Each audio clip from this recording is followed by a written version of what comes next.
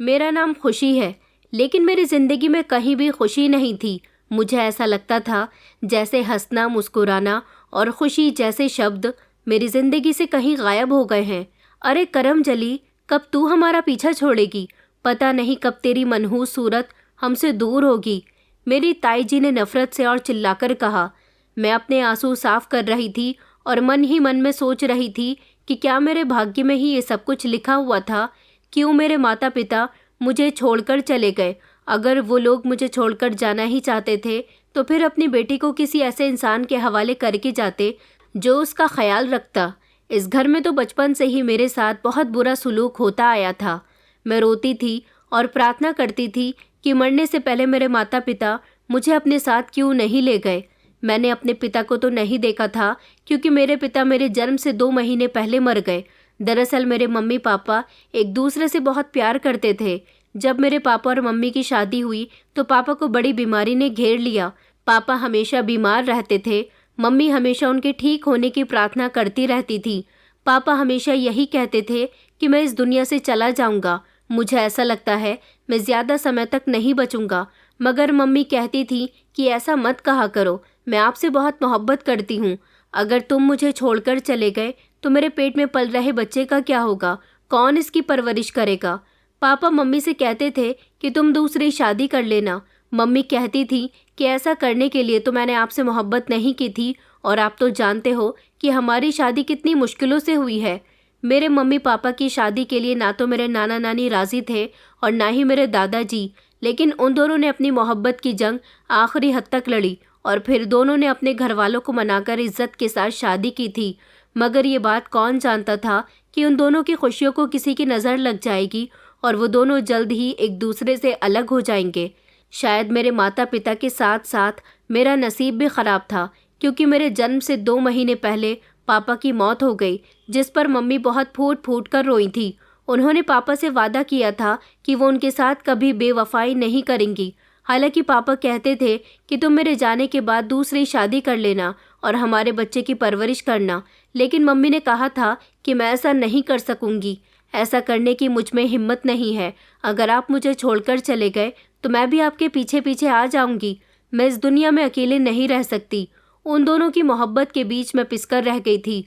मैंने जन्म लिया तो मेरी डिलीवरी के समय मेरी माँ की भी मौत हो गई थी।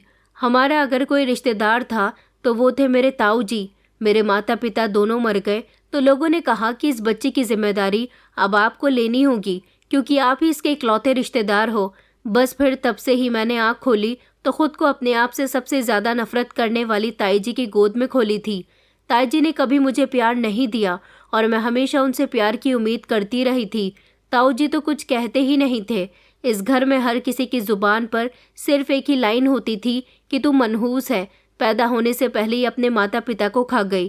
ताई जी कहती थी कि जिस दिन से इसने जन्म लिया है इसके माता पिता तो मर गए और इसकी जिम्मेदारी हम पर आ गई, और ये हमारे घर में आई तो इसने हमारे घर की खुशियों को भी खा लिया। दरअसल मेरे ताऊ जी एक इलेक्ट्रीशियन थे और उनकी अपनी शॉप थी। वो अच्छे खासे पैसे कमाया करते थे, लेकिन जिस दिन मेरा जन्म हुआ था उसी दिन ताऊ जी की दुकान में शॉर्ट सर्किट हुआ और उनकी पूरी दुकान जलकर राख हो गई थी। दुकान का सामान जलने से उनका काफ़ी नुकसान हुआ था और फिर कभी उनको अपने काम में इतना प्रॉफिट नहीं हो सका जितना तब होता था। वक्त गुजरता गया, धीरे धीरे मैं बड़ी होने लगी। मेरे ताऊ जी की एक बेटी और एक बेटा था। बेटा मुझसे उम्र में बड़ा था, जबकि बेटी सिर्फ मुझसे 1 साल बड़ी थी। मैं हमेशा ताऊ और ताई जी को अपने बच्चों के साथ प्यार करते हुए देखती थी तो खुद अपने माता पिता की गोद के लिए तरसती थी। मेरे ताऊ जी ने मुझे बचपन में ही ये बात बता दी थी कि तुम्हारे माता पिता मर गए हैं, तुम हमसे अपने माता पिता के जैसे प्यार की उम्मीद मत करना। मैं इस घर में अपने आप को एक बोझ की तरह समझती थी। मुझसे घर के सारे काम करवाए जाते थे। बचपन से लेकर अब तक मैं इन लोगों की कड़वी बातें सुनती आ रही थी। हमेशा अपनी ख्वाहिशों को अपने दिल में दबाकर रखती हुई आ रही थी, इसलिए अब मैंने सब्र करना सीख लिया था। ऐसा नहीं था कि इस घर में मुझे खाना नहीं मिलता था, पहनने के लिए कपड़े नहीं मिलते थे, स्कूल नहीं भेजा जाता था। मुझे खाना तब मिलता था जब सब लोग खाना खा लिया करते थे। या तो मुझे ताई जी बासी खाना निकाल कर देती थी, या फिर बासी खाना नहीं होता तो तब खाना खाने को कहती थी जब सारे लोग खाना खा लिया करते थे, और जो खाना बचता वही खाना खाने की मुझे इजाज़त थी। कपड़े भी पहनने को दिए जाते थे, नए नहीं बल्कि पुराने। मेरे ताऊ जी की बेटी अवनी के उसके जितने भी कपड़े पुराने हो जाते थे, वो सारे ही कपड़े ताई जी मुझे दे दिया करती थी और कहती थी, ले जाकर इसे अपनी अलमारी में रख दो, जब मन करे पहन लेना। और स्कूल भी भेजा जाता था, लेकिन प्राइवेट स्कूल में नहीं बल्कि किसी सरकारी स्कूल में, जहाँ पर मेरे ताऊ जी को ज़्यादा फीस ना देनी पड़े। मेरी खुशियों की इस घर में किसी को कोई परवाह नहीं थी। हर कोई अपने बारे में सोचता था। इतना भी ये सब कुछ जो मेरे साथ होता था वो सिर्फ लोगों को दिखाने के लिए किया जाता था, ताकि कोई मेरे ताऊ जी और ताई जी को ये ना कह सके कि उनसे इस लड़की की परवरिश नहीं की जा रही। मेरा अपने नाना नानी के घर जाने को बहुत मन करता था, लेकिन वहाँ से भी मुझे कोई बुलाने के लिए नहीं आता था। जब मैं छोटी थी तब मेरे नाना नानी एक एक करके इस दुनिया से विदा हो गए थे। जब वो लोग जिंदा थे तब मैं कभी कभी अपने घर चली जाती थी, लेकिन जब मेरे मामा जी की शादियाँ हुई तो मामियों को भी मेरा आना वहाँ पर पसंद नहीं हुआ, इसलिए वहाँ से भी मेरा आना जाना ख़त्म हो चुका था। मुझे अपनी बुरी किस्मत पर रोना आता था, मगर मैं अपने आप पर कंट्रोल कर लेती थी, क्योंकि मेरे आंसू देखने वाला इस दुनिया में कोई नहीं था। मैंने जब से होश संभाला था, मैं हर रिश्ते के लिए तरसती आ रही थी। मुझे कोई प्यार करने वाला नहीं था। सारी ज़िंदगी मेरे लिए किसी को प्यार करना और किसी से प्यार पाना सिर्फ हसरत बनकर रह गया था। ताऊ जी अपने बच्चों के लिए अच्छे अच्छे कपड़े लेकर आते थे, खाने पीने का सामान लेकर आते थे, लेकिन वो सब कुछ सिर्फ उन दोनों के लिए ही होता था। मैं तो हर चीज़ को तरसती हुई नज़रों से देखती रहती थी। शायद यही सब कुछ मेरा नसीब था और मैं अपने नसीब के लिखे पर राज़ी थी। शायद इन सब की नफ़रती ही मेरा भाग्य थी। एक दिन मैं सबके लिए किचन में नाश्ता बना रही थी कि तभी अवनी मुझे ज़ोर से आवाज़ लगाने लगी। मैं सारे काम छोड़कर उसके कमरे की तरफ भागी। पता नहीं उसे क्या हो गया है जो इस तरह से गला फाड़कर चिल्ला रही है। इस घर में वैसे भी मुझे नौकर समझा जाता था, जिसका जैसे मन करता मेरे साथ बात कर लिया करता था। ताऊ जी का बेटा रोहन, उसकी आदत तो बहुत ही ख़राब थी। वो अपने सारे ही काम मुझसे करवाया करता था। वो कॉलेज जाता था लेकिन अपने सारे असाइनमेंट मुझसे ही तैयार करवाया करता था।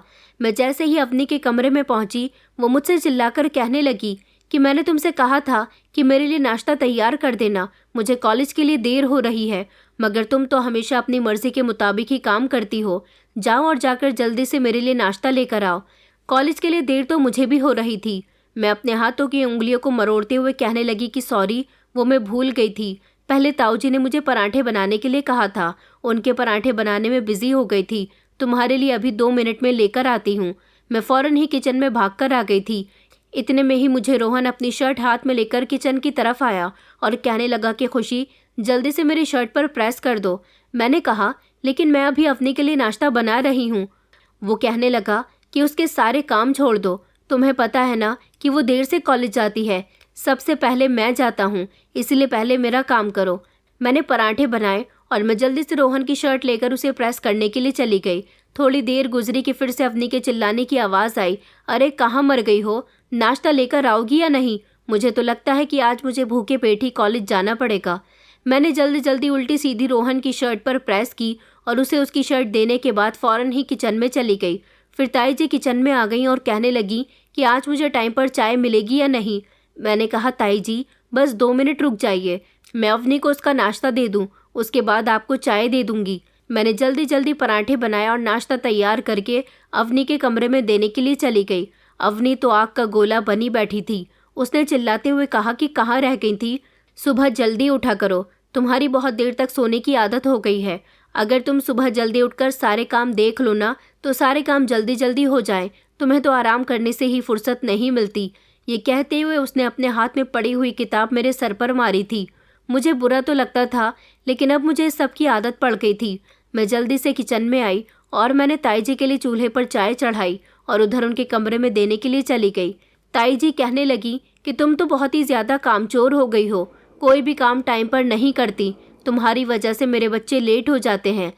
मैंने कहा, सॉरी ताई जी, कल से सारे काम टाइम से करूँगी। और फिर मैं जल्दी से अपने कमरे में वापस आ गई थी। अब लगभग सारे ही काम मैं कर चुकी थी, इसलिए मैंने घड़ी पर नज़र दौड़ाई तो 9 बजने ही वाले थे। मुझे राइट 9 बजे के टाइम पर अपने कॉलेज पहुंचना होता था, लेकिन अभी मुझे तैयार होना था और फिर रास्ते में भी कुछ समय लगता।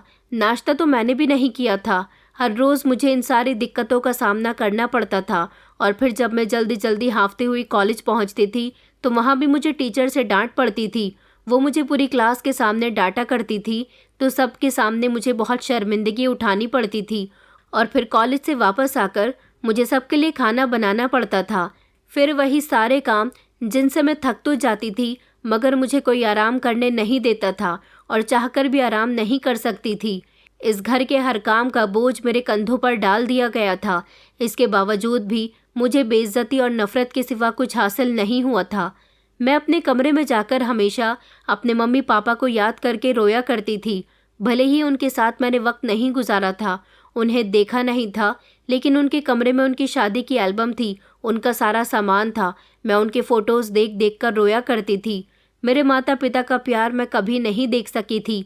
हमेशा हालात से तंग आकर मैं ऊपर वाले से प्रार्थना करती थी कि मैं भी अपनी मम्मी पापा के साथ इस दुनिया से चली जाती। यहाँ मेरा कोई हमदर्द नहीं था।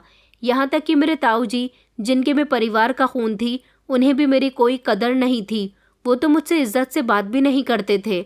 मेरी ताई जी हमेशा मुझसे कहती थी कि तू हमारे घर में अपनी जगह कभी नहीं बना पाएगी।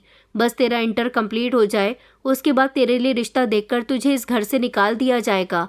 वैसे भी कई साल तक तूने हमारे घर में मुफ्त की रोटी खा ली है। तुझ जैसे बोझ को हम कई सालों से बर्दाश्त कर रहे हैं।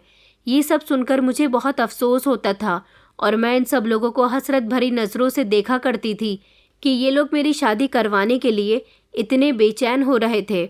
आस पड़ोस के लोगों को मुझ पर बहुत तरस आता था, मगर फिर वही लोग मेरे ताऊ और ताई जी की भी तारीफ किया करते थे कि आपने एक बिन माँ बाप की बेटी का बहुत अच्छे से ख्याल रखा। घर के अंदर क्या होता था ये हर कोई नहीं जानता था। इन सब लोगों के साथ होते हुए भी कितनी अकेली हूँ।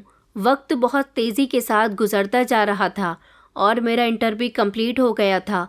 भले ही मैं सरकारी स्कूल में पढ़ी थी, लेकिन मैं पढ़ाई में बहुत अच्छी थी, अवनी और रोहन से भी ज़्यादा। अवनी की पढ़ाई तो कंप्लीट हो चुकी थी क्योंकि उसने इंटर मुझसे पहले ही कंप्लीट कर लिया था और रोहन अभी पढ़ाई कर रहा था। ताई जी चाहती थी कि सबसे पहले मेरी शादी हो जाए और मैं उनके घर से निकल जाऊं। उसके बाद ही वो अपनी बेटी अवनी की शादी धूमधाम से करेंगी। इस पर ताऊ जी भी उनको समझाया करते थे कि अगर तुमने पहले खुशी की शादी कर दी तो अवनी की शादी पर घर के कामकाज कौन करेगा। तुमसे वैसे भी इस उम्र में कोई काम नहीं होता। तुम मुझसे नौकरानी रखने को कहोगी, मैं नौकरानी अफोर्ड नहीं कर पाऊंगा। इसलिए कहता हूँ कि अवनी की शादी से पहले खुशी की शादी के बारे में मत सोचना। ताई जी को अच्छी तरह से ताऊ जी की बात समझ आ गई थी, इसलिए अब ये लोग चाहते थे कि जल्द से जल्द अवनी का रिश्ता लग जाए। लेकिन मैं अवनी से ज़्यादा अच्छी थी, इसलिए 2-3 बार उसके रिश्ते आ चुके थे। ताई जी मुझे किसी न किसी काम से मेहमानों के सामने बुला लिया करती थी और इस तरह मैं मेहमानों के सामने चली जाती थी तो वो लोग पूछते थे कि ये कौन है। ताई जी उनको बता दिया करती थी कि ये मेरी देवरानी की बेटी है, इसके माता पिता मर गए, हमने ही इसकी परवरिश की है, बहुत अच्छी बच्ची है।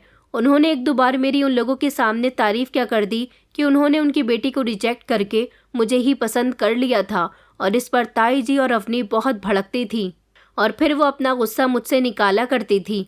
कभी मुझे डांट पड़ती तो कभी अवनी के हाथ में जो भी चीज़ होती वो उसी को फेंक कर मुझ पर मार दिया करती थी।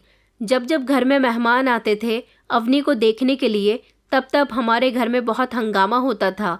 मैं हर बार ताई जी से कहती थी कि आप मुझे उन लोगों के सामने मत बुलाया करो, मगर ताई जी से तो कोई काम होता ही नहीं था। उनसे तो इतना भी नहीं होता था कि वो मेहमानों के सामने खुद ही नाश्ता लेकर चली जाएं। मैं उनकी इन हरकतों से बहुत तंग आ चुकी थी। हर दिन कोई ना कोई नया हंगामा लगा रहता था। ताई जी चाहती थी कि उनकी बेटी की शादी अमीर घर में हो, इसलिए उनकी बेटी के लिए अमीर घर के और पढ़े लिखे लड़कों के ही रिश्ते आया करते थे। अब जबकि वो लोग मुझे पसंद कर लिया करते थे और अवनी को रिजेक्ट कर देते थे, इसमें मेरी कोई गलती नहीं थी। लेकिन ऐसा सब कुछ होने के बाद तो ताई जी ने फैसला कर लिया था कि वो कभी भी मुझे भरे पूरे परिवार में विदा नहीं करेंगी। उनका कहना था कि मैं खुशी की शादी किसी ऐसे घर में करूंगी जहाँ पर वो कभी खुश नहीं रह सकेगी। ये मेरी बेटी की खुशियों की हकदार बनना चाहती है। मुझे तो शुरू से ही यही लगता है कि ये हमारे घर में अपना कब्जा जमाना चाहती है, मेरी बेटी की जगह लेना चाहती है, मगर मैं ऐसा कभी नहीं होने दूंगी। काफ़ी सारा वक्त इसी तरह से गुजर गया था और फिर फाइनली एक दिन अवनी का रिश्ता तय हो गया था। लड़का अच्छा था, अमीर घर का था, इस बार अवनी बहुत सावधान थी। उसने अपनी माँ से कह दिया था कि लड़के वालों के सामने खुशी का साया भी नहीं आना चाहिए। मैं तो वैसे भी उन लोगों के सामने जाने का कोई शौक नहीं रखती थी, लेकिन इस बार ताई जी ने अपने दिल की तसल्ली के लिए मुझे कमरे में बंद कर दिया था। अपनी बेटी की खुशी के लिए थोड़ा बहुत काम भी कर लिया था। अवनी का रिश्ता पूरे 6 महीने लगा रहा था। इस बीच अवनी के ससुराल वालों को ये बात पता ही नहीं थी कि इस घर में कोई खुशी नाम की लड़की भी रहती है।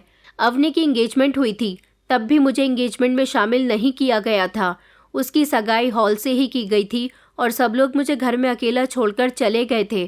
कुछ मेहमानों ने नोटिस किया था कि एंगेजमेंट में मैं शामिल नहीं हूँ। जब उनसे ये सवाल किया गया कि खुशी कहाँ है, तो ताऊ जी और ताई जी ने बताया था कि उसकी तबीयत ठीक नहीं है, वो घर पर आराम कर रही है। उसने यहाँ आने से इनकार कर दिया। ये सब कुछ मेरे दिल को बहुत तकलीफ पहुँचाता था, लेकिन मैं खुद पर कंट्रोल किया करती थी। और फिर फाइनली अवनी की शादी का दिन भी आ गया था। अवनी की शादी थी, लेकिन मुझे किसी तरह की कोई खुशी नहीं हो रही थी, क्योंकि मैं घर के सारे काम करने में इतनी बिजी थी कि कब घर में क्या हो रहा था मुझे कुछ पता ही नहीं चला। अवनी विदा होकर अपनी ससुराल जा चुकी थी। सबसे ज़्यादा अफसोस मुझे इस बात पर था कि मेरी मम्मी की जब शादी हुई थी तब उनके पास बहुत सारा जेवर था। मेरी मम्मी का वो सारा जेवर ताई जी ने उसे मेरी मम्मी के मरने के बाद ही अपने कब्जे में कर लिया था, और वही सारा जेवर उन्होंने अवनी को उसकी शादी पर दे दिया था। मेरी माँ का जेवर भी मुझसे छीन लिया गया था। मैं अवनी की शादी वाले दिन बहुत रोई थी, क्योंकि इस घर में मेरी अपनी कोई भी चीज़ नहीं थी। अब हमारे आस पड़ोसी ताई जी से कहते थे कि अवनी की शादी तो हो गई है, अब आप लोग खुशी की शादी कब कर रहे हो। ताई जी कहती थी कि हम उसके लिए रिश्ता देख रहे हैं, बहुत जल्दी उसकी भी शादी कर देंगे। हालांकि मोहल्ले से भी मेरे काफ़ी अच्छे अच्छे रिश्ते आ चुके थे, मगर ताई जी की ज़िद थी कि वो मेरी शादी किसी अच्छे घर में नहीं होने देंगी। इसीलिए मेरा रिश्ता जहाँ से भी आता वो उसे एक्सेप्ट करती ही नहीं थी। मैं हमेशा यही सोचती थी कि कभी मुझे इस घर में तो प्यार नहीं मिला, लेकिन ससुराल में तो प्यार ज़रूर मिलेगा। मेरी ताई जी चाहती थी कि जैसी ज़िंदगी मेरी यहाँ गुजर रही है, ससुराल में मेरी ज़िंदगी उससे भी ज़्यादा बदतर होनी चाहिए। पता नहीं मेरी किस्मत कहाँ जुड़ी हुई थी। मैं हर दिन यही प्रार्थना करती रहती थी कि ऊपर वाला मेरी ज़िंदगी में आसानियाँ लिख दे। फिर एक वक्त ऐसा आया जब मेरे लिए एक रिश्ता आया था, लेकिन इस रिश्ते के लिए ताऊ जी ने फ़ौरन ही हाँ कर दी थी। मेरा रिश्ता कहाँ से तय हुआ था ये मैं नहीं जानती थी। बस मुझे तो ताई जी ने कहा था कि अपना मुंह मीठा कर लो, तुम्हारा रिश्ता पक्का हो गया, जल्द ही तुम इस घर से निकलने वाली हो, अगले हफ्ते तुम्हारी शादी है। ये सुनकर तो मैं दंग रह गई थी कि मेरी शादी, वो भी इतनी जल्दबाजी में। आखिर मेरी शादी किसके साथ की जा रही है, ये सब कुछ मुझे नहीं पता था, लेकिन मैं बहुत रो रही थी कि ये लोग मुझे बोझ क्यों समझते हैं। मैं तो कभी पहनने के लिए या खाने के लिए या फिर अपनी कोई ख्वाहिश पूरी करने के लिए कभी इन लोगों से कुछ नहीं मांगा था, तो फिर ये लोग हमेशा मुझे इस घर के लिए मुसीबत क्यों कहते थे। फिर मुझे पता चला कि मेरा रिश्ता जिस इंसान के साथ तय कर दिया गया है वो एक मामूली नौकर है जो लोगों के घरों में झाड़ू बर्तन करता है। ये सब सुनकर तो मेरी आंखों में आंसू आ गए थे। अवनी की शादी जिस तरह धूमधाम से और भरे पूरे परिवार में हुई थी, मैं भी ऐसी ही शादी के सपने देखा करती थी, मगर मैं ये नहीं जानती थी कि मेरे सारे सपने अधूरे रह जाएंगे। मैंने अपने आंसू पोंछ लिए और सोचा कि मुझे एक बार ताऊ जी और ताई जी से बात करनी चाहिए कि वो मेरी शादी ऐसे इंसान के साथ ना करे। जब मैंने उनसे इस बारे में बात की तो उन्होंने मुझ पर चिल्लाना शुरू कर दिया कि तुम्हारी हिम्मत कैसी हुई हमसे अपने रिश्ते के बारे में पूछताछ करने की। लड़कियां इस तरह की हरकतें नहीं करती, या फिर तुम किसी और को पसंद करती हो। मैंने ताई जी से कहा कि नहीं ताई जी, ऐसा कुछ भी नहीं है, मैं किसी को पसंद नहीं करती, मैं तो बस चाहती हूँ कि आप मेरी शादी किसी नौकर से ना करें। ताई जी कहने लगी, तो फिर किसी भिखारी से करवा देती हूँ, बताओ तैयार हो भिखारी से शादी करने के लिए। ये कहकर ताई जी और रोहन जोर जोर से हंस रहे थे। ताऊ जी ने कहा कि देखो बेटा, तुम्हारा रिश्ता तय हो चुका है, अब हम लोग कुछ नहीं कर सकते, तुम यहाँ से जा सकती हो। मैंने इन लोगों से बहुत रिक्वेस्ट की कि प्लीज़ मेरे साथ ऐसा ना करें, मगर मेरी रिक्वेस्ट किसी काम नहीं आई थी। मैं ऊपर वाले से प्रार्थना करने के अलावा कुछ नहीं कर सकती थी। मेरे आंसू हर गुजरते दिन के साथ बह रहे थे और मैं ऊपर वाले से अपनी आने वाली ज़िंदगी में खुशियों की प्रार्थना कर रही थी। मेरे सब्र की हद अब ख़त्म हो चुकी थी। मैं भी चाहती थी कि मेरी किस्मत में कोई ऐसा हो जिसके होने से मुझे इज्जत मिले, सम्मान मिले, जो मुझे इस घर में कभी नहीं मिल सका। मैं चाहकर भी अपने लिए आवाज़ नहीं उठा सकती थी, क्योंकि मैं जानती थी कि अगर मैंने आवाज़ उठाई भी तो मेरी आवाज़ को ये लोग दबा देंगे। एक दिन अवनी अपने पति के साथ हमारे घर आई थी। उसका इतना ज़्यादा अच्छा पहनावा देखकर मेरे दिल में भी हसरत जाग गई कि मैं भी शादी के बाद ऐसे ही बन संवर कर रहूं। मगर ये एक ऐसा सपना था जो कभी पूरा नहीं हो सकता था। मैं ठंडी आह भरकर रह गई थी, क्योंकि मेरी किस्मत ऐसी कहाँ थी कि मैं भी किसी ऊंचे परिवार की बहू बनती। मेरी शादी ज़बरदस्ती एक मामूली से नौकर के साथ करवाई जा रही थी। इस शादी में मेरी कोई मर्जी नहीं थी। वैसे भी इस घर में जो कुछ भी होता था उसमें मेरी मर्जी होती ही नहीं थी। अब सब कुछ हार कर मैंने ये सब कुछ अपनी किस्मत पर छोड़ दिया था। मेरे दिल में कड़वाहट और बेबसी का तूफान था, और इसी तूफान का हिस्सा एक अकेली मैं थी, क्योंकि मेरे रोने और हंसने से इस घर में किसी को कोई मतलब नहीं होता था। और फिर वो दिन भी आ गया था जब ज़बरदस्ती मुझे दुल्हन बना दिया गया था। हर लड़की के लिए उसकी शादी का दिन बहुत स्पेशल होता है, लेकिन मेरी शादी का दिन मुझे बहुत तकलीफ़ दे रहा था, क्योंकि इस शादी से मैं खुश नहीं थी। ताऊ जी और ताई जी ने मोहल्ले के लोगों को बताया था कि इस गरीब लड़के से खुशी की शादी इसलिए करवा रहे हैं क्योंकि इसमें उसी की खुशी है। वो भी यही चाहती है कि उसकी शादी इस लड़के के साथ हो। आखिरकार हमने तो उसकी परवरिश बहुत अच्छी की थी, मगर उसने इस लड़के को पसंद किया। अब हम क्या कर सकते हैं।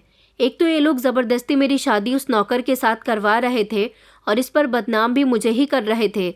मैंने ये सब सुनकर अपनी मुट्ठी बंद कर ली थी और सोचा था कि ऊपर वाला मुझे सब्र दे, क्योंकि ये लोग मेरे अपने हैं। इन्होंने सारी ज़िंदगी मुझे अपने घर में जगह दी, मुझे अपने साए में रखा। बस मेरे लिए यही बहुत है। मैं इन लोगों से किसी तरह के बदले की उम्मीद नहीं रखती। बस मुझे अपनी आने वाली ज़िंदगी की फ़िक्र थी।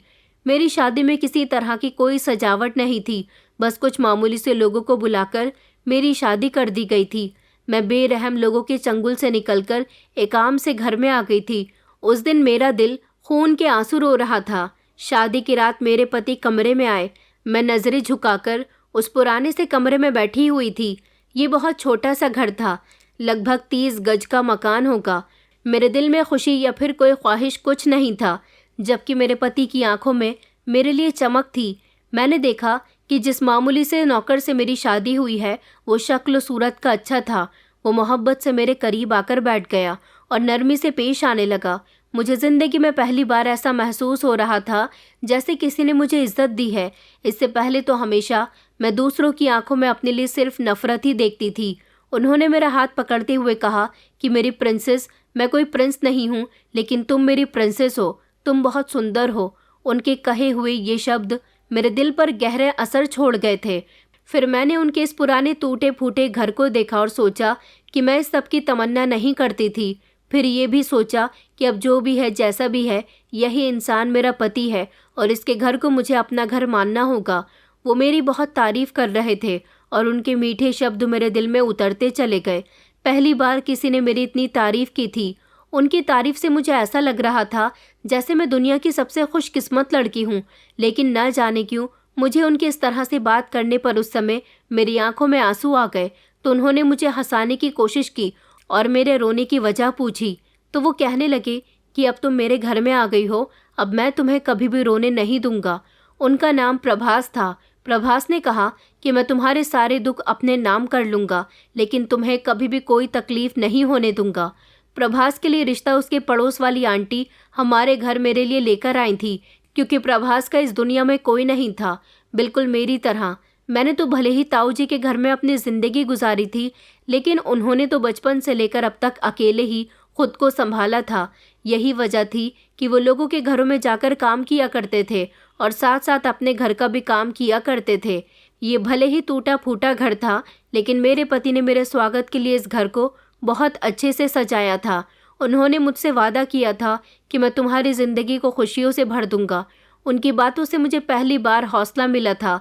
मैं जिस मोहब्बत के लिए आज तक इतना तरसती रही थी, मुझे वो मोहब्बत मेरे पति से मिली थी और इस तरह मेरी नई ज़िंदगी की शुरुआत हो चुकी थी, जिसमें मैं अपने पति के साथ बहुत खुश थी और सोचती थी कि मुझे दौलत का ऐशो आराम नहीं मिला तो क्या हुआ, मेरा पति तो मुझे बहुत इज्जत देता है, बहुत प्यार करता है, और एक औरत के लिए प्यार देने वाला और इज्जत देने वाला पति ही सबसे ज़्यादा अमीर इंसान होता है। धीरे धीरे मैं अपने पति के साथ एडजस्ट हो गई थी। शादी के अगले हफ्ते वो मुझे मेरे ताऊ जी के घर लेकर गए थे। वहाँ पर उस दिन अवनी भी अपने पति के साथ आई हुई थी। अवनी ने मेरे सामने मेरे और मेरे पति का हुलिया देखकर हम दोनों की मजाक उड़ानी शुरू कर दी। वो बड़ी सी गाड़ी में और महंगे कपड़े पहनकर अपने पति के साथ आई थी। उसका पति भी महंगे कपड़े पहने हुए था, जबकि मेरा पति मामूली से कपड़े पहन रहा था और मैं पुराना सा सस्ता सा सूट। अवनी ने कहा कि अरे अब तो तुम्हारी किस्मत में 4 चांद लग गए, जैसे तुम खुद हो ऐसा ही तुम्हें हमसफ़र मिल गया। ये कहकर वो ज़ोर ज़ोर से हंस रही थी, जबकि उसके साथ साथ घर के सभी लोग भी हंस रहे थे। मुझे इस बात पर गुस्सा आया। मैं अपनी बेइज्जती तो कई सालों से इन लोगों के मुंह से बर्दाश्त करती आ रही थी, लेकिन मैं अपने पति की बेइज्जती बर्दाश्त नहीं कर सकती थी। प्रभास सबके सामने शर्मिंदा हो रहे थे और नज़र झुकाकर बैठे हुए थे। मैंने उनका हाथ पकड़ा और मैं उन्हें अपने साथ घर ले आई थी। उन्होंने कहा कि तुम्हें वहाँ कुछ देर और रुकना चाहिए था, वो तुम्हारा घर है। मैंने सोचा तुम्हें वहाँ सबकी याद आ रही होगी, इसलिए तुम्हें ले गया था। मैंने कहा मैं अब वहाँ कभी नहीं जाऊँगी। उन लोगों ने आपकी बेइज्जती की है, मुझे भी उन्होंने हमेशा तंग किया, लेकिन अब मैं आपकी बेइज्जती बर्दाश्त नहीं कर सकती थी। प्रभास ने मुस्कुराकर जवाब दिया कि हमारी ज़िंदगी में यही सब कुछ लिखा हुआ है। जिस तरह से तुम्हें ये सब कुछ सब्र करना आता है, इसी तरह से मुझे भी आता है। हम दोनों की ज़िंदगी लगभग एक जैसी ही थी। उन्होंने मुझसे कहा था कि मैं जानता हूँ कि तुम वहाँ खुश नहीं थी, लेकिन मैं यहाँ तुम्हें हर तरह से खुश रखने की कोशिश करूँगा, क्योंकि पूरी दुनिया में मेरा तुमसे गहरा रिश्ता किसी से नहीं है। मैंने सोच लिया था कि अब मैं कभी उस घर में वापस नहीं जाऊँगी। मुझे अच्छी तरह से याद है, विदाई से पहले ताई जी ने मुझसे कहा था कि हम तुम्हें यहाँ से दफ़ा कर रहे हैं। शादी होने के बाद दोबारा से हमारे घर आकर मत पड़ जाना। बड़ी मुश्किल से और इतने सालों के बाद तुमसे छुटकारा पाने जा रहे हैं। तभी मैंने फैसला कर लिया था कि मुझे मेरी ससुराल में अगर दुख भी मिला तो मैं कभी इन लोगों के पास पलटकर वापस नहीं आऊँगी। जैसे यहाँ सब कुछ खामोशी से बर्दाश्त करती थी, उसी तरह से ससुराल में भी करूँगी। लेकिन मुझे मेरा पति बहुत अच्छा मिल गया। मैं अपने आप को दुनिया की सबसे खुशकिस्मत लड़की समझती थी। अब मुझे किसी की कोई ज़रूरत नहीं थी। मेरे पति के अलावा और मेरे अलावा इस घर में कोई दूसरा नहीं रहता था। उनका ये टूटा फूटा घर उनकी स्थिति को अच्छी तरह से जाहिर करता था। ये घर भले ही छोटा था, टूटा फूटा था, लेकिन मैं यहाँ की मालकिन थी। मैंने अपने पति से कहा कि हमें इस घर की कंडीशन ठीक करनी चाहिए। मेरे पति ने मुस्कुराकर जवाब दिया कि मेरी प्रिंसेस, अब तुम आ गई हो ना, ये घर तुम्हारा है। तुम इस घर को जैसे चाहो वैसे सजाओ। इस घर में और इस घर की एक एक चीज़ पर अब तुम्हारा राज है। मैं अपने पति की इतनी खुशहाल बातों पर बहुत खुश होती थी। मेरे पति अमीर अमीर लोगों के यहाँ काम करने के लिए जाते थे, जहाँ से उन्हें इतने पैसे तो मिल ही जाते थे कि हम दोनों का गुजारा इज्जत और सुकून से हो रहा था। मेरे पति मुझसे कहते थे कि खुशी, कभी कभी मुझे बहुत शर्मिंदगी महसूस होती है कि तुम्हारे ताऊ जी का घर तो बहुत बड़ा है, मगर ये घर बहुत ख़राब है। मैंने उनसे कहा कि आपको शर्मिंदा होने की ज़रूरत नहीं है। भले ही ये घर ताऊ जी के घर जितना बड़ा नहीं है, लेकिन यहाँ मुझे किसी की जली कटी बातें सुननी नहीं पड़ती और ना ही मुझे यहाँ बेइज्जती का सामना करना पड़ता है। मेरे पति कहते थे कि तुम दुनिया की सारी लड़कियों में से सबसे अलग हो। तुम बहुत भोली हो, बहुत सिंपल हो, बहुत मासूम हो। तुम्हारी मासूमियत ने मेरा दिल छू लिया। इतनी तारीफ करके मुझे खाना मिलेगा या नहीं, ये कहते हुए मेरे पति ज़ोर से हंसने लगे और फिर मैं भी हंसने लगी थी। वो बहुत ही ज़्यादा मजाक करते थे। मैं यहाँ बहुत खुश थी। उन्हें मेरा हर काम बहुत पसंद आता था। वो हर काम में मेरी प्रशंसा किया करते थे। एक दिन उन्होंने मुझसे पूछा कि तुमने कहाँ तक पढ़ा है, तो मैंने उनको बताया कि मैंने इंटर किया है, लेकिन मैं आगे और पढ़ना चाहती थी। मुझे किसी ने आगे पढ़ने ही नहीं दिया। तो फिर मेरे पति ने कहा कि मेरी प्रिंसेस और आगे पढ़ना चाहती थी, तो क्या हुआ, उसके ताऊजी ने उसे नहीं पढ़ाया तो उसका प्रिंस तो है ना। उसके सपने पूरे करने के लिए मैं तुम्हें आगे पढ़ाऊँगा। बताओ तुम क्या बनना चाहती हो। मुझसे तुम्हारे लिए जो हो सकेगा मैं वो सब कुछ करने के लिए तैयार हूँ। शर्त यह है कि तुम कभी मुझे छोड़कर मत जाना। मैं हमेशा तुम्हारा बन के रहना चाहता हूँ। उन्होंने मेरे दोनों हाथ थाम लिए और कहने लगे कि देखो खुशी, मैं सारी ज़िंदगी बहुत अकेला रहा हूँ। बिना किसी रिश्ते के मैंने अपनी ज़िंदगी गुजारी है और ये बात और मेरे जज्बात तुमसे बेहतर कोई नहीं जान सकता। इसलिए मेरी नज़र में तुम्हारे लिए जो अहमियत है वो मैं तुमसे शब्दों में बयान नहीं कर सकता। इसलिए मैं तुम्हारी हर छोटी से छोटी और बड़ी से बड़ी ख्वाहिश को पूरी करने के लिए हमेशा तैयार हूँ। उनकी बातें सुनकर मेरी आंखों में आंसू आ गए थे। मैंने सोचा कि क्या कोई इंसान मुझसे इतना भी प्यार कर सकता है या फिर मैं कोई सपना देख रही हूँ। मेरे पति ने मेरा कॉलेज में एडमिशन करवा दिया था, उसी सरकारी कॉलेज में जहाँ मैं पहले पढ़ती थी। यहाँ की फ़ीस और कॉलेजेस से कम थी, लेकिन मैं पढ़ाई में बहुत अच्छी थी। मैं एक गायनेकोलॉजिस्ट बनना चाहती थी, इसलिए मैंने MBBS की तैयारी शुरू कर दी। मेरे पति ने मुझे हिम्मत दिलाई और कहा कि तुम्हें अपने लिए कुछ ना कुछ तो करना होगा। तुम में अगर हिम्मत है, साहस है, तो तुम अपना सपना पूरा कर सकती हो और मैं तुम्हारा इसमें साथ दूंगा। मेरे पति ने हमेशा मुझे यही समझाया कि तुम खुद को किसी से कम मत समझो। उन्होंने मेरा पूरा साथ दिया। मैं पढ़ाई भी करती थी, घर के काम भी करती थी, अपने पति का ख्याल भी रखती थी। मेरे पति मेरे लिए मजबूत सहारा बने और फिर वक्त गुजरने के साथ साथ मैंने MBBS कंप्लीट करके पोस्ट ग्रेजुएट की डिग्री प्राप्त की। मेरे पति की अच्छाई का एक सबूत ये भी था कि उन्होंने मुझे पढ़ाने की खातिर मुझसे कहा कि हर पति पत्नी का सपना होता है कि उनकी शादी के कुछ समय के बाद ही संतान हो जाए, लेकिन मैं अपनी पत्नी का सपना पूरा करना चाहता हूँ। मैं अपनी पत्नी को जिम्मेदारियों में नहीं घेरना चाहता, इसलिए हम लोग बच्चे के बारे में बाद में सोचेंगे। पहले तुम अपना सपना पूरा करो। मेरी पढ़ाई में जितना भी पैसा खर्च हुआ, सब मेरे पति ने खुशी खुशी किया और उनके सपोर्ट से मैं इतनी काबिल हो गई कि मैं एक गायनेकोलॉजिस्ट बन गई थी। हमारा घर भले ही छोटा था, लेकिन मैंने अपने पति से कहा कि क्या हम अपने इस छोटे से घर में ही छोटा सा क्लिनिक खोल सकते हैं। मेरे पति ने कहा कि हाँ, क्यों नहीं। उसके बाद फिर मैंने एक अस्पताल में भी नौकरी करना शुरू कर दी थी। मुझे वहाँ से भी पैसे मिलने लगे और मैं कुछ केसेस घर में भी निपटा दिया करती थी। मैं औरतों की हर बीमारी का इलाज किया करती थी। हालांकि मैं ज़्यादा पॉपुलर डॉक्टर तो नहीं थी, लेकिन हाँ इतनी काबिल थी कि हमारे मोहल्ले और आसपास के बहुत सारे पेशेंट मेरे पास आने लगे थे। मैं अस्पताल में भी नौकरी कर रही थी और शाम को अपने घर में खोले क्लिनिक में भी बैठती थी। मेरा सपना पूरा हो जाने से धीरे धीरे हमारे घर के हालात सुधरने लगे, क्योंकि मैं इतना पैसा तो कमाने ही लगी थी कि मैंने अपने इस छोटे से घर को मरम्मत करवा के अच्छा बना दिया था, जो देखने में अब ख़राब नहीं लगता था। मेरे पति बहुत खुश थे कि उनकी पत्नी का सपना पूरा हो गया और साथ ही साथ उनकी पत्नी किसी काबिल हो गई। मगर मैं अपने पति से दूर नहीं रहना चाहती थी, क्योंकि अब मेरी ज़िंदगी बहुत बिजी हो गई थी। इस सब से मेरा काम में ज़्यादा ध्यान बट रहा था और मैं अपने पति को कम समय दे पा रही थी। इसलिए मैंने सोचा कि मैं नौकरी छोड़ देती हूँ और जो पेशेंट आएंगे उन्हें घर में ही देख लिया करूँगी। मैंने अपने पति को लोगों के यहाँ जाकर काम करवाना भी बंद करवा दिया था और उनसे कहा था कि अब आप मेरे ही क्लिनिक में वार्ड बॉय की नौकरी करो। मेरे पति अब मेरे साथ साथ काम करते थे। हम दोनों पति पत्नी मिलकर अपना ये छोटा सा क्लिनिक चला रहे थे और हमने अपने छोटे से क्लिनिक का नाम उम्मीद नर्सिंग होम रखा था। 7 साल कैसे गुजर गए कुछ पता ही नहीं चला।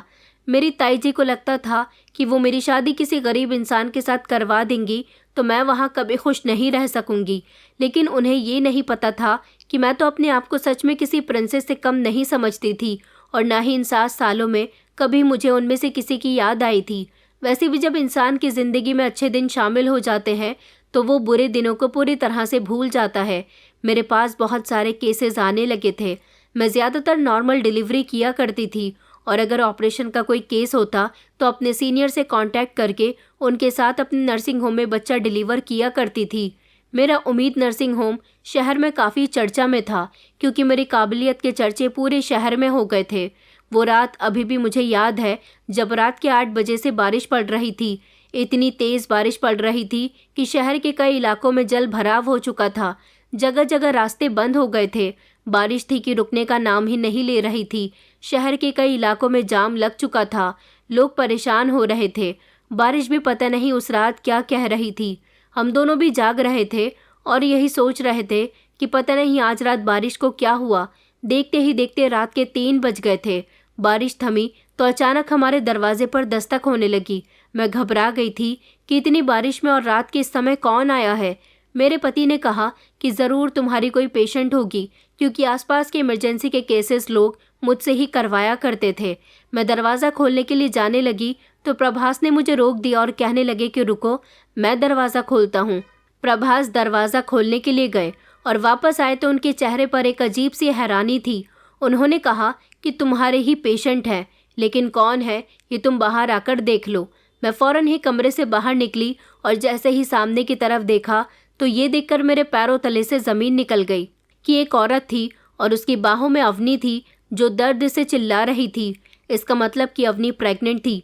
उसको गोद में लेकर आने वाली औरत उसकी सास थी और उसका पति बाहर वाली बैठक में बैठा हुआ था, क्योंकि हम लोग जेंट्स को घर के अंदर आने की परमिशन नहीं देते थे।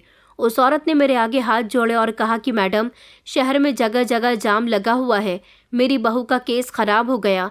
जहाँ पर बहू एडमिट थी, उस डॉक्टर ने इसकी डिलीवरी से इनकार कर दिया और कहा कि आप इसे कहीं और ले जाइए। अब आप ही बताइए कि मैं इतनी तेज़ बारिश में इसे कहाँ लेकर जाऊँ।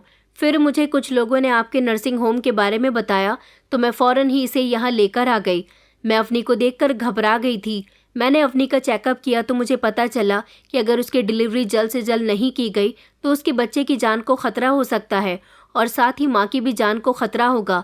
ये केस मेरे लिए बहुत ही खतरनाक था, क्योंकि ये बच्चा अवनी को शादी के पूरे 6 साल बाद हो रहा था और उसकी प्रेगनेंसी को काफ़ी टाइम हो चुका था। वो दर्द से चिल्ला रही थी, कभी होश में होती तो कभी बेहोश हो जाती।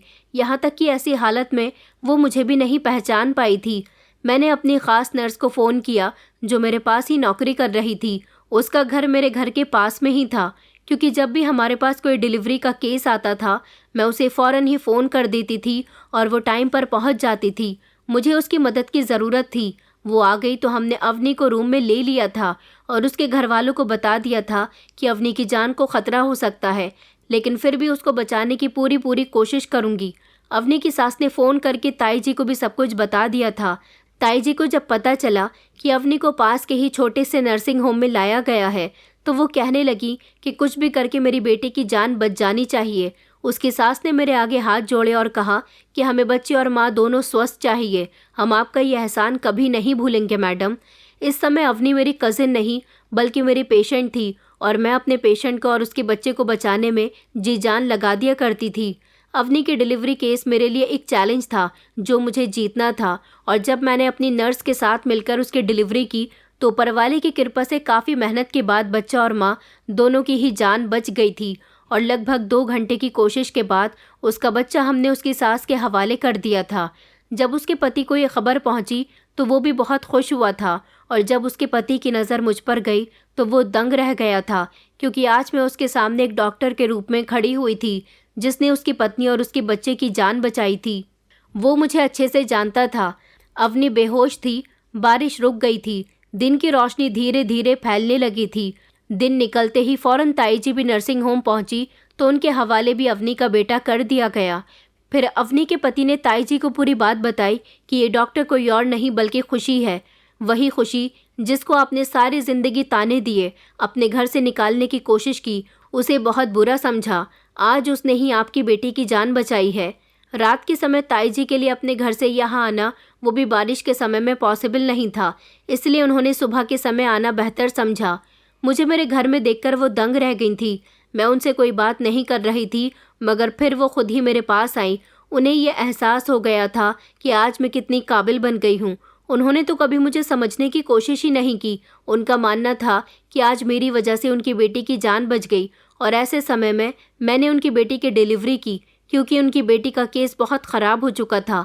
इस वजह से डॉक्टर तो उसे अपने हॉस्पिटल से वापस भेज चुकी थी, मगर मेरी मेहनत और लगन ने जच्चा और बच्चा दोनों को सही सलामत उनको दिया था।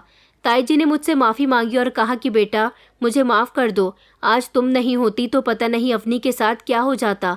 वैसे कई सालों तक अवनी ने ससुराल वालों के ताने बर्दाश्त किए हैं।